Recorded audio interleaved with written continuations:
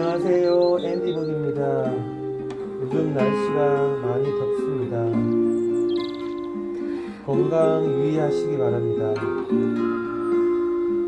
오늘 제가 가져온 책은 방성애님의 마흔에 읽는 동의보감입니다.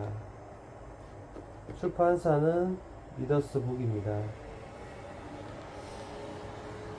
그럼 리뷰를 시작하겠습니다. 먼저 저자 소개를 간단히 하겠습니다. 방성애님은 현직 한의사입니다. 서울대 영문학과를 졸업하고 대기업에 근무하다 사람의 몸과 마음의 치유에 대해 공부하고 싶다는 열망에 다시 경희대 한의학과에 늦은 나이로 다니면서 동의보감을 많이 읽었다고 합니다. 그리고 현재 한의사입니다.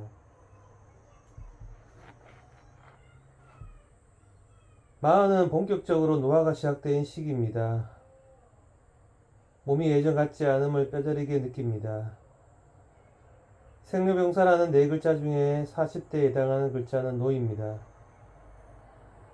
이때를 어떻게 보느냐에 따라 병가 찾아오는 시기가 50대가 될 수 있고 90대가 될 수 있습니다. 생은 나의 의지가 아니었지만 노병사는 나의 의지입니다. 나의 의지에 따라 노병사가 바뀌기 시작할 때가 바로 마흔입니다.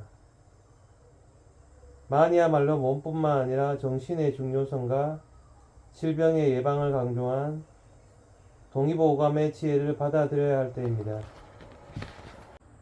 마음을 비워라. 허심.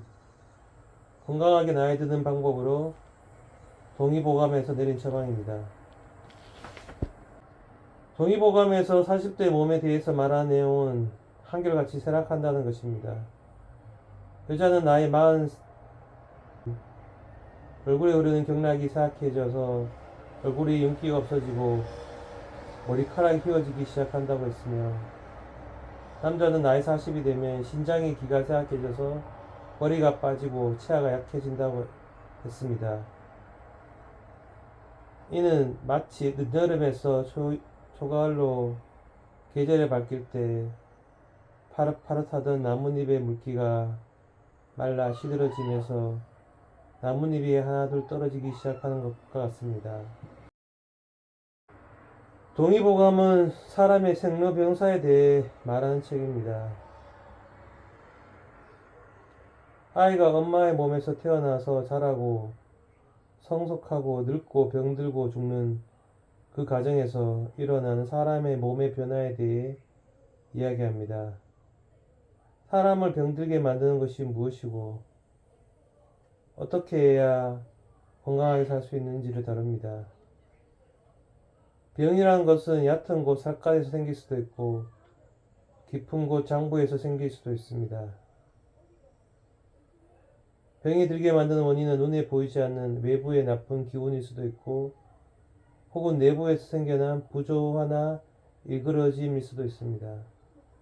제2장 5장 6부와 마음은 연결되어 있다는 부분 중 화가 사람을 망친다 부분을 잠시 읽어보겠습니다.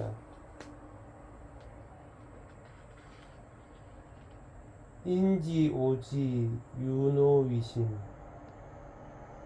사람의 5가지 감정 중에서 오직 분노가 그 폐에 가장 심하다. 화창한 날 태양빛이 무색인 것처럼 평온한 상태의 사람에게는 별다른 감정이 드러나지 않는다. 그런데 어떤 자극이 주어지거나 어떤 상황에 처하게 되면 평온한 상태에서는 드러나지 않던 여러 감정들이 표출된다. 태양빛이 물방울에 꺾여 7가지 빛깔을 드러내듯이 사람의 정신이 어떤 상황에 부딪혀 드러내는 7가지 감정을 칠정이라고 한다. 이 칠정이란 구체적으로는 기뻐함, 분노함, 우울함, 고뇌함, 슬퍼함, 두려워함, 놀람이다. 희, 노, 우, 사, 비, 공경의 감정은 사람에게 각각 어떤 영향을 미칠까? 삼국지에서 가장 흥미로운 이야기 중 하나가 바로 적벽대전이다. 오나라는 애초에 조조와 전쟁을 벌일 생각이 없었다. 하지만 제갈공명의 설득 및 회유에 의해 결국 조조와의 전쟁을 벌이게 되었고, 주유가 이끄는 오나라 군은 적벽대전에서 대승을 거두었다. 이에 제갈공명의 비범함과 현재성을 알아본 주유는 전쟁이 끝나는 대로 바로 제갈공명을 죽이고자 했다. 하지만 제갈공명은 이미 눈치채고 있었고 적벽대전이 끝나갈 무렵 주유를 피해 도망쳤다. 유비 일행과 함께 냉금 형주성을 차지했다. 형주성은 이전부터 주유가 눈독을 들이고 있던 요충지였는데 제갈공명의 책략에 빠져 전쟁은 전쟁대로 힘들게 치르고 원하던 형주성은 유비에게 뺏기게 된 주유는 화가 머리끝까지 났다. 그때 마침 도착한 제갈공명의 편지는 결국 그의 분노를 폭발시켰다. 공께서 직접 군사를 이끌고 이렇게 원정을 나시기는 동안 조조가 기회를 틈타 오나라를 치기라도 하면 어쩌시렵니까? 그러면 틀림없이 오나라는 조조의 손아귀에 떨어지게 될 것이다. 그런 참담한 지경에 빠질까 염려되어 이렇게 편지를 알려드립니다. 형주성을 노리며 여전히 얼쩡거리지 말고 그만 포기하고 빨리 당신 나라로 돌아가라는 놀림이었다. 전쟁 중에 화살에 맞아 부상이 깊은 상태였던 주유는 이 편지를 읽은 후 분노를 터뜨리다 그만 피를 토하며 쓰러져 죽고 만다. 그런데 여기서 한 가지 궁금한 점이 있다. 주유의 분노는 하고 많은 증상 중에 왜 토혈을 일으켰던 것일까?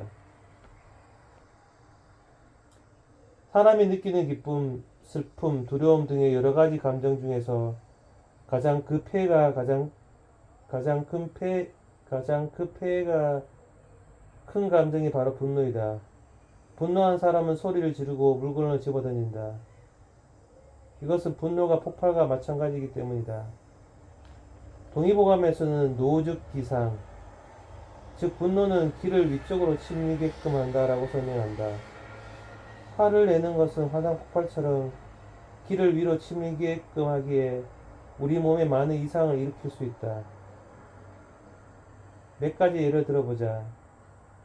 기어포를 지나가는 경락은 본디 하행하는 경락이다. 그런데 분노의 화가 이를 뒤흔들어 하행하는 경락을 상행하게 만들어 버리면 이명이 생길 수 있다. 또 다음 경락의 흐름을 위쪽으로 역행하게 만들면 입이 쓰다고 느끼는 구고의 증상을 일으키고 식욕도 떨어뜨린다. 하해야 할 인체 전면의 경락을 역행하게 만들면 가슴이 답답하고 목구멍에서 뭔가가 걸린 듯한 맥혔기라도 증세가 일으킨다. 분노는 여러 장부 중에서 특히 간을 상하게 한다. 간은 우리 몸의 혈액을 저장하고 있는 탱커와도 같다고 했다. 분노가 간을 상하게 하면 혈액을 저장하는 간의 기능에 장애가 생긴다. 감정이 고요할 때는 혈액 역시 간을 고요하게 오고 간다. 그런데 갑작스럽게 분노의 폭발이 일어나면 혈액이 간으로 들어가지 못하게 되고 그 결과 화산 불꽃이 튀듯이 피부로 노출된 간의 혈관이 나타나게 된다.